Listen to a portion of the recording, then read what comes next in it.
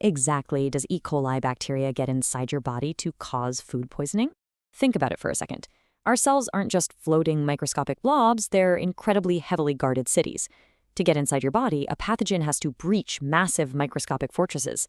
Today, we're cracking open the biological mystery of how cells connect, how they communicate, and how microscopic invaders manage to pick the very locks that hold our tissues together. Okay, let's dive right into this. To understand how something like E. coli breaches your system, you've got to understand the physical defenses of the cell first. The human gut is lined with cells specifically designed to keep the bad stuff out while letting the good nutrients in. So when pathogenic E. coli enters your digestive tract, it faces a literal physical wall. The fact that it manages to bypass this gut regulation means it has somehow figured out how to physically dismantle the cellular city's defenses. By the end of this explainer, you are going to understand exactly how that happens. You'll master the concept of the extracellular matrix, you'll know the specific cellular junctions that hold plants and animals together, and you'll see how these microscopic connections are the literal foundation of biological survival. We're going to break down the mechanics, look at some real-life examples, and solve that E. coli mystery. Now, to really grasp this, we need to change how we view tissues. A tissue isn't just a random pile of cells. A tissue is way more like a city working on a massive group project. And, as you might expect, if cells are going to work together to form a functioning organ, they absolutely must communicate with each other constantly. Just like you need to coordinate with your team to pass a class, cells need an intricate network to pass biological signals. All right, let's move right into our first major concept. Section 1, the secret cellular network, focusing on the extracellular matrix. You see this extracellular space outside the animal cell? It isn't empty. It's woven with an intricate web of proteins and carbohydrates, primarily collagen fibers and proteoglycans. Collectively, we call this the extracellular matrix. Notice the step-by-step mechanism of how a cell actually hears a message from this matrix. Look at step 1. Cells have protein receptors on their outer surfaces. When a molecule from the matrix binds to this receptor, it physically changes the receptor structure. This change then transfers inside the cell, causing the microfilaments just under the membrane to change their shape in step 2. This structural shift induces chemical signals in step 3 that travel all the way into the nucleus. And finally, step 4, it turns the transcription of specific DNA sections on or off. Think about that. A physical touch on the outside of the cell literally changes the DNA instructions being read on the inside. Let's make this easier with an example.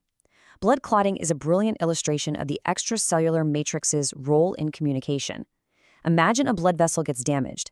The damaged cells immediately display a protein receptor called tissue factor. When this binds with the matrix, a massive, highly coordinated alarm goes off. Platelets adhere to the damaged wall, adjacent smooth muscle cells are stimulated to contract to limit blood loss, and platelets start producing clotting factors. All of this coordinated action happens because the extracellular matrix passed the message perfectly. Now that we understand outside communication, let's look at direct intercellular contact. Moving to section 2, plant cells and the tunnels through their walls. Now you may be asking, how does a plant actually do this? Long stretches of neighboring plant cell membranes can't actually touch each other because of the thick, rigid cell wall that surrounds every single cell. So how on earth can a plant transfer water and soil nutrients from its roots all the way up through its stems to its highest leaves if every cell is trapped in a rigid box? Well, the answer lies in structural modifications called plasmodesmata. Think of these like tunnels blasted straight through a concrete wall. These are numerous channels that pass directly between adjacent plant cell walls. They literally connect the cytoplasm of one cell to the cytoplasm of the next. This continuous tunnel system lets the plant transport materials from cell to cell, completely bypassing that rigid barrier of the cell wall. Because our cells are squishy and lack those rigid walls, they require entirely different connections. Which brings us to section 3, animal cells, featuring watertight seals and spot welds. Imagine you're building a tissue that holds liquid. You absolutely need a watertight seal.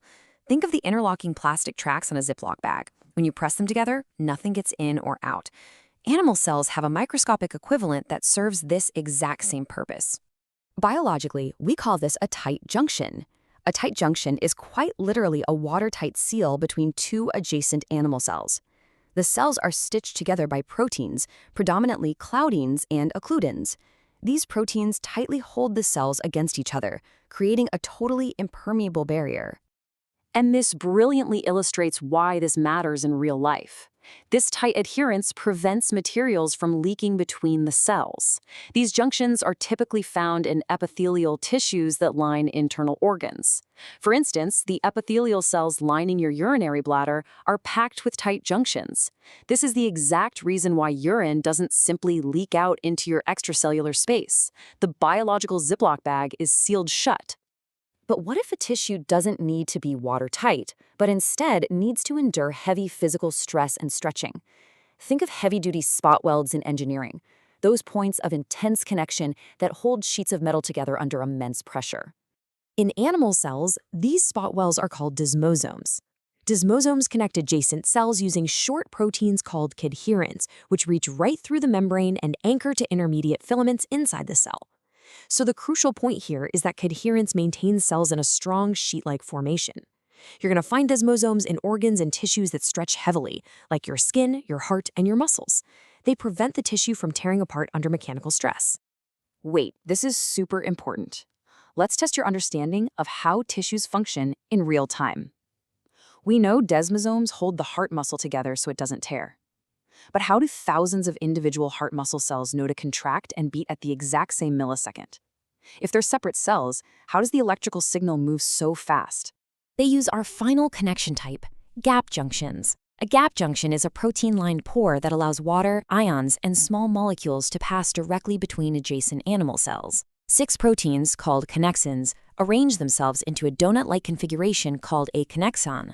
When the donut holes of 2 adjacent cells align perfectly, a channel forms. The electrical signal for your heart to contract passes efficiently right through these gap junctions, allowing the heart muscle cells to contract perfectly in tandem.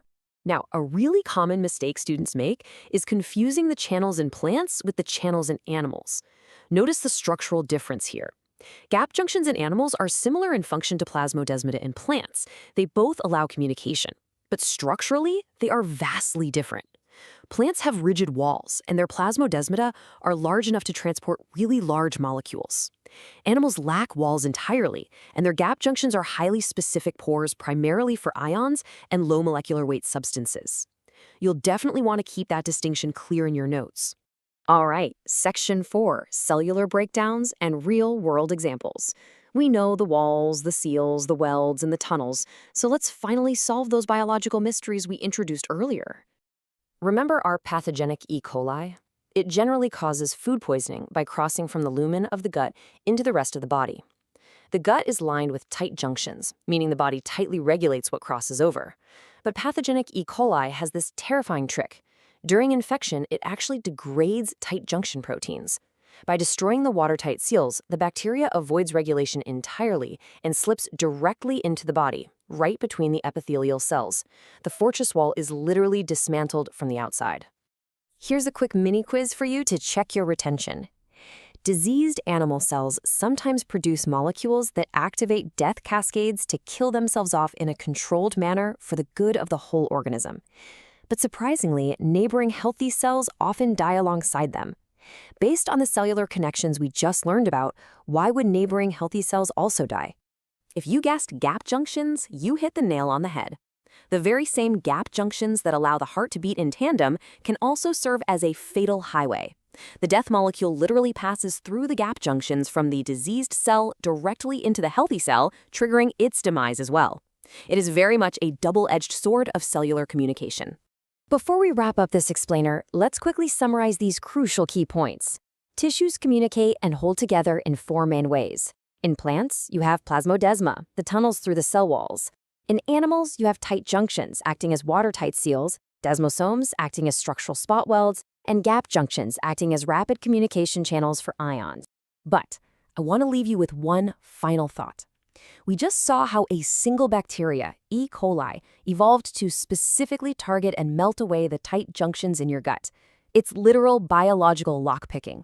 So if bacteria can hijack our watertight seals, what other cellular defenses do you think viruses and pathogens are breaking down right now? The cellular city is constantly under siege. Keep that question in the back of your mind, because understanding these vulnerabilities is exactly what we're going to tackle in our next lecture on disease mechanisms.